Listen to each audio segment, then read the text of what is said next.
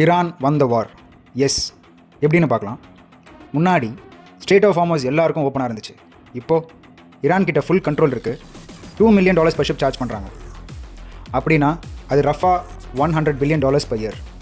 முன்னாடி 40-50 வருஷமாக ஈரான் மேலே நிறைய யூஎஸ் சாங்ஷன்ஸ் இருந்துச்சு. இப்போது சாங்ஷன்ஸ்லாம் லிஃப்ட் பண்ண சொல்கிறாங்க.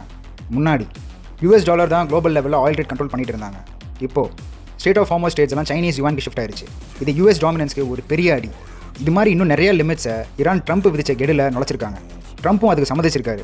இப்போ சொல்லுங்கள், யார் ஜெயிச்சிட்ருக்கா? பட் உண்மை என்னென்னா, இந்த சீஸ் ஃபயர் பீஸ் டாக்ஸ் எல்லாம் ரொம்ப நாள் நிலைக்காது. சீஸ் ஃபயர் சொல்லி ஒரு நாள் கூட ஆகலை, அதுக்குள்ளே இஸ்ரேல் லெபனன் மேலே மிசைல்ஸ் விட ஆரம்பிச்சிட்டாங்க. 250க்கு மேலே சிவிலியன்ஸ் இறந்துருக்காங்க. சில பேர் பில்டிங்ஸ் கடியில் மாட்டிட்டு இருக்காங்கன்னு சொல்கிறாங்க. Which means the war is far from over. இப்போ மார்க்கெட்ஸ் பக்கம் பார்த்தா 2 weeks cease fire peace talks அப்படின்னு சொல்லி ட்ரம்ப்ஸ் போட்ட ட்வீட்ஸில் எல்லா மார்க்கெட்ஸும் பம்ப் ஆகி நிற்கிது. இது உண்மையான ஈரான் இன்னுமே கன்ஃபார்ம் பண்ணல. ஆனால் ஸ்டாக்ஸ், கமாடிட்டிஸ் அண்ட் கிரிப்டோ எல்லாத்துலேயும் ஒரு பவுன்ஸ் கிடச்சிருக்கு. ஆயில் கிராஷ் ஆயிருக்கு. ஒன்று க்ளீனாக தெரியுது, மார்க்கெட்ஸ் எல்லாம் ஹெட்லைன்ஸ்க்கு தான் ரியாக்ட் பண்ணது, சர்டனிட்டிக்கு இல்லை. இதெல்லாம் எங்கே போகும்னு யாராலையும் கணிக்க முடியல. நம்ம ட்ரேட்ஸுக்கு வருவோம். நம்ம எடுத்த ஷார்ட் பொசிஷன்ஸ்க்கெல்லாம் என்ன ஆச்சு? இன்னும் பொசிஷன்ஸில் இருக்கோமா, இல்லை ஸ்டாப் லாஸ் ஹிட் ஆயிருச்சா? அடுத்து என்ன மூவ்? நம்ம பிளான் என்ன? எல்லாம் இந்த வீடியோவில் பார்ப்போம். Let's dive right in guys. அதுக்கு முன்னாடி வீடியோக்கு ஒரு லைக்கை போட்டுட்டு சேனலை சப்ஸ்கிரைப் பண்ணலன்னா சப்ஸ்கிரைப் பண்ணிவிட்டு அந்த பெல் ஐக்கானை கிளிக் பண்ணிடுங்க. அப்போ தான் உங்களுக்கு இன்ஸ்டன்ட் அப்டேட்ஸ் கிடைக்கும். நீங்களும் ஒரு குயிக் கால் எடுக்கலாம்.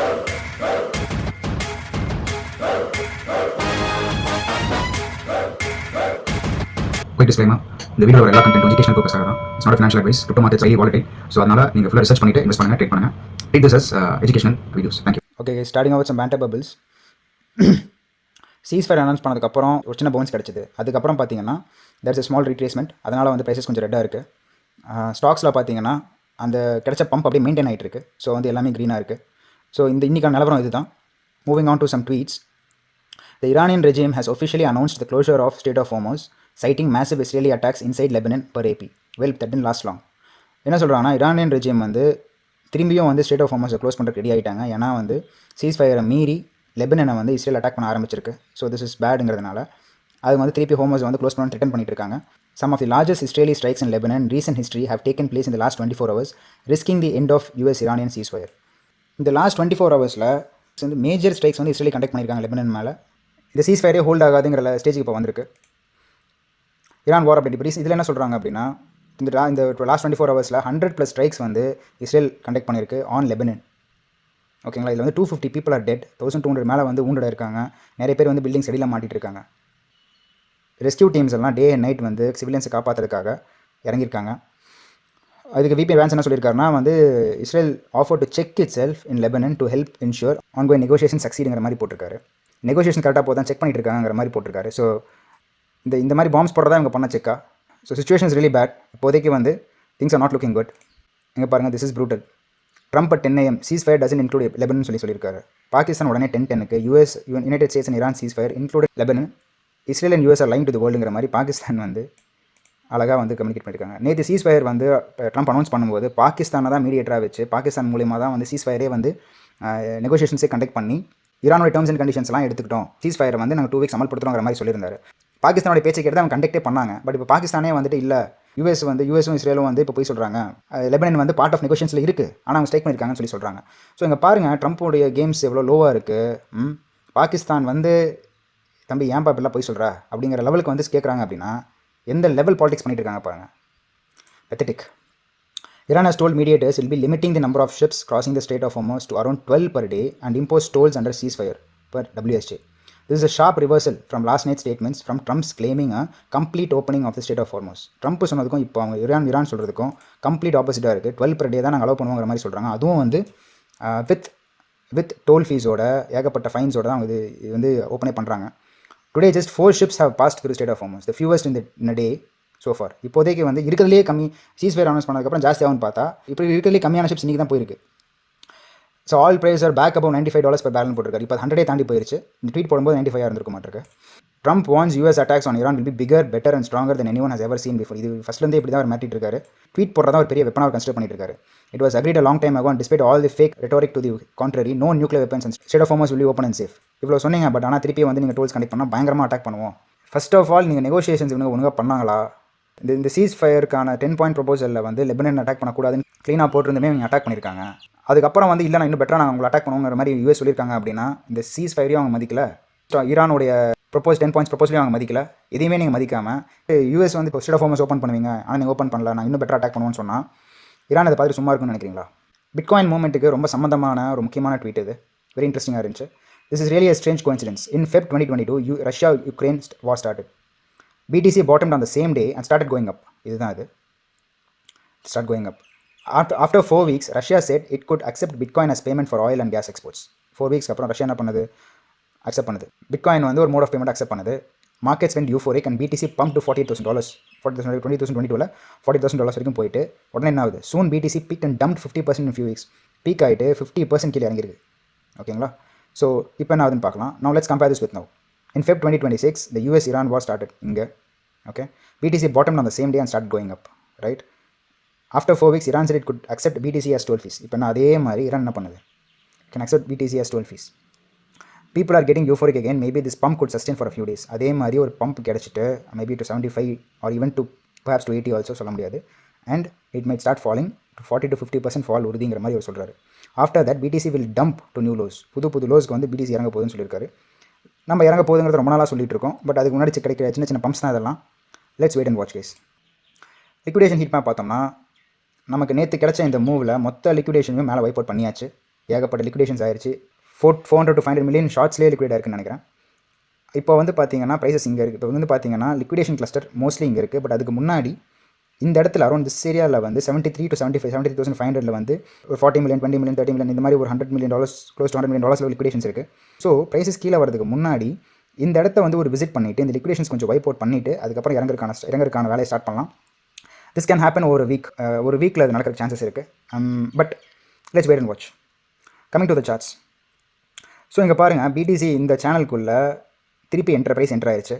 நம்ம என்ன சொல்லியிருந்தோம் அப்படின்னா இங்கே வீக் ஆயிடுச்சு. ஸோ சேனலில் விட்டு கீழே இறங்கிருச்சு. ஸோ அடுத்தது ஃபால் தான் அப்படிங்கிற மாதிரி சொல்லியிருந்தோம். இங்கே ஒரு சின்ன பம்ப் கிடச்சதுக்கப்புறம் இந்த இடத்துல நீங்கள் ஷார்ட் எடுங்க. ஒரு 65,500 to 70,000 வரைக்கும் நீங்கள் வந்து ஸ்கேல் இன் பண்ணி ஷார்ட்ஸ் எடுக்க ஆரம்பிக்கலாங்கிற மாதிரி என்னோட லாஸ்ட் வீடியோவில் சொல்லியிருந்தேன்.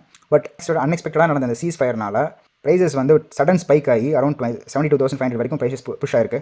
நான் வந்து அரௌண்ட் 73 to 75 வரைக்கும் உங்கள் ஸ்டாப் லாஸ் வச்சுக்கோங்க. ஸோ அதை நீங்கள் லிக்விட் ஆகாமல் இருக்கிறதாக சொல்லியிருந்தேன். ஸோ கேஸ் இந்த மாதிரி டைமில் தான் ஸ்டாப் லாஸ் எவ்வளோ முக்கியங்கிறது நமக்கு தெரியுது. ஓகேங்களா? நீங்கள் ஸ்டாப் லாஸ் இல்லாமல் எந்த ட்ரேடும் என்ட்ரு ஆகாதீங்க. உங்கள் ஸ்டாப் லாஸ் இன்டாக்டாக இருக்குது அப்படின்னா உங்கள் சின்ன லாஸில் வெளியே வருவீங்க. ஸ்டாப் லாஸ் எல்லாம் மொத்த காசு லிக்விட் ஆயிரும். அதுக்காக தான் வந்து stop loss is very important. இந்த ஸ்பைக்கில் நாங்கள் என்ன பண்ணுவோம் அப்படின்னா கொஞ்சம் எக்ஸ்ட்ராவாக ஸ்கேல் பண்ணியிருக்கேன். எக்ஸ்ட்ராவாக ஸ்கேல் பண்ணது இந்த லிக்விடேஷன் ப்ரைஸ் வந்து அரௌண்ட் 75 நிற்குது. ஸோ என் ட்ரேட் அப்படியே தான் இருக்குது. இன்னும் க்ளோஸ் ஆகலை, ஸ்டாப் லாஸ் ஆகலை. பட் 75 ஹிட் ஆச்சுன்னா க்ளோஸ் ஆயிரும். And I'm happy with it. இன்னும் ப்ரைஸஸ் மேலே போகுது, ஸ்ட்ரென்த் ஆகி மேலே போகுது அப்படின்னா வில் வெயிட் அண்ட் வாட்ச். அடுத்து எப்போ வீக் ஆகுதோ திருப்பி ஷார்ட்டில் என்ட்ரு ஆகுங்கிறது தான் எங்களுடைய பிளான். பட் ஃபார் நோ இந்த ஷார்ட் பொசிஷன்ஸ் அப்படியே தான் இருக்குது. ப்ரைஸஸ் வந்து மேபி சொன்ன மாதிரி இங்கே ஒரு 73K ரீஜன்ஸை வந்து டச் பண்ணிவிட்டு 74 வரைக்கும் கூட போயிட்டு தென் இட் மைட் ஸ்டார்ட் ஃபாலோங்கிறது எக்ஸ்பெக்டிங் பாசிபிள். இல்லை இப்போவே வந்து திங்ஸ் ஆர் நாட் லுக்கிங் குட்னா அப்படியே கீழே அங்கே ஆரம்பிக்கலாம். இல்லை ஆர் ப்ரைஸஸ் ஸ்ட்ரென்த்தன் ஆகி மேலே போய் இங்கே ஸ்ட்ரென்த்தன் ஆகி இந்த சேனலோட டாப் வரைக்கும் கூட போயிட்டு 80K வரைக்கும் போயிட்டு then it might start falling. ஆனால் அதுக்கு முன்னாடி இந்த மேஜர் ரெசிஸ்டன்ஸ் இருக்குது. இந்த இடத்த வந்து உடச்சிட்டு தான் மேலே போகணும். இந்த இடத்த கொஞ்சம் ஸ்வீப் அவுட் பண்ணிவிட்டு கூட மேலே போக சான்சஸ் இருக்குது. 80K வந்து டச் பண்ணிவிட்டு மேலே போச்சு இறங்கிடுச்சுன்னா that is also fine. But we are ready for anything. நம்ம ட்ரேடிங்கை ஸ்டாப் அவுட் ஆயிரும். That is very fine for us, ஒன்றும் ப்ராப்ளம் இல்லை. But as long as we are வாட்சிங் க்ளோஸ்லி எப்போ ப்ரைஸஸ் வீக் ஆகுது, எப்போ நம்ம திருப்பி ரீஎன்ட்ரு ஆகலாங்கிறது நம்ம வந்து க்ளோஸாக தான் வாட்ச் பண்ணிட்டு இருக்கோங்கிறதுனால நம்ம திருப்பி வந்து ட்ரேட்குள்ளே என்ட்ரு ஆகிறதுக்கு ரொம்ப நேரம் ஆகாது. So this is our game plan days. ஏன் இவ்வளோ ஸ்ட்ராங்காக ப்ரைஸஸ் எப்படியுமே கீழே வந்துடும் சொல்கிறோம் அப்படின்னா வால்யூம் ஸ்லாஷ் ஆகிட்டே வருது. லோ வால்யூமில் ப்ரைஸஸ் மேலே போகாதுங்கிறது முன்னாடி நம்ம சொல்லியிருந்தோம். ஸோ அதே தான் இங்கே வால்யூம் இல்லாமல் தான் ப்ரைஸஸ் மேலே போயிட்டுருக்கு. இது ரொம்ப நாள் தாங்காது. Okay, so liquidation sweep out பண்ணுறதுக்கு தான் இந்த மாதிரி மூமெண்ட்ஸ்லாம் கிடைக்குது, விச் வில் நாட் லாஸ்ட். அது ஒன்று. அடுத்து வந்து bitcoin is seriously following the 4-year cycle. So இந்த 4-year சைக்கிளில் வந்து ஃபாலோ பண்ணுறதுனால அடுத்த லைக் டவுன் வரதுக்கு ஹியூஜ் பாசிபிலிட்டி இருக்குது. And we are expecting it for a very long time, right? அந்த கீழே வரதுக்கு முன்னாடி நடக்கக்கூடிய இந்த ஸ்வீப் தான் இதெல்லாமே. அப்படி தான் நம்ம இன்னும் கன்சிடர் பண்ணுறோம். ப்ரைஸ் இப்படியே திருப்பி மேலே போயிருமான்னு கேட்டிங்கன்னா ஹைலி டவுட்ஃபுல். ஒரு கீழே ஒரு பெரிய லெக்கை முடிச்சுட்டு 35,000 to 40,000 வரைக்கும் ப்ரைஸ் வந்துட்டு தான் மேலே போகுங்கிறது தான் எக்ஸ்பெக்ட் பண்ணப்படுது. அதுக்கு முன்னாடி சின்ன சின்ன மூமெண்ட்ஸ் மேலே இருக்கலாம். ஓகே, அதுதான் நம்மளுடைய அண்டர்ஸ்டாண்டிங். ஸோ கைஸ், இது போதுமான அளவுக்கு பார்த்தாச்சு. Moving on to Ethereum, Solana, it's same stage. நம்மளோட ஷார்ட்ஸ் பொசிஷன்ஸ் ஆர் இன்டாக்ட். நம்ம எங்கே என்ட்ராக இருக்கோம் பாருங்கள், இன்னும் ஷார்ட் அப்படியே தான் இருக்குது, க்ளோஸ் பண்ணலை, ஸ்டாப் லாஸும் ஆகலை. எத்தேரியம் எடுத்த ஷார்ட் பொசிஷனும் இன்டாக்டாக இருக்குது, பொசிஷனும் க்ளோஸ் ஆகலை, ஸ்டாப் லாஸும் ஹிட் ஆகலை, ஒரு சின்ன லாஸில் இருக்குது. பட் அதான் நம்ம சொன்ன மாதிரி வாட்சிங் க்ளோஸ்லி. கோல்டு அண்ட் சில்வர் இந்த சீஸ் ஃபயருக்கு அப்புறம் கிடச்ச ஒரு நல்ல பம்ப். இது பம்ப் கிடச்சி திருப்பி கொஞ்சம் அப்படியே ஒரு சின்ன ரீட்ரேஸ் தான் இது. Will have to wait and see. நம்ம இருக்கே சொல்லி இந்த மாதிரி இதில் நம்ம ட்ரேட்ஸ் எதுவும் எடுக்கல, ஜஸ்ட் வாட்ச் தான் பண்ணுறோம். கொஞ்சம் ஸ்ட்ரென்த்னா மேலே போய் திருப்பி மூவ்க்கான சான்சஸ் நிறையா இருக்குது. ப்ளஸ் இப்போ ஏன்னா conditions are not good, geopolitical conditions கொஞ்சம் போராக இருக்கிறதுனால சேஃப் அசெட்ஸ்க்கு வந்து மணி ட்ரான்ஸ்ஃபருக்கான சான்சஸ் நிறையா இருக்குது. அப்படி இல்லைனா திருப்பி ஒரு ஃபால் கூட கிடைக்கலாம். Anything can happen. So but we are not in any trades. Oil பார்த்தோம்னா சீஸ்ஃபயர்னால் வந்த ஃபால் இது.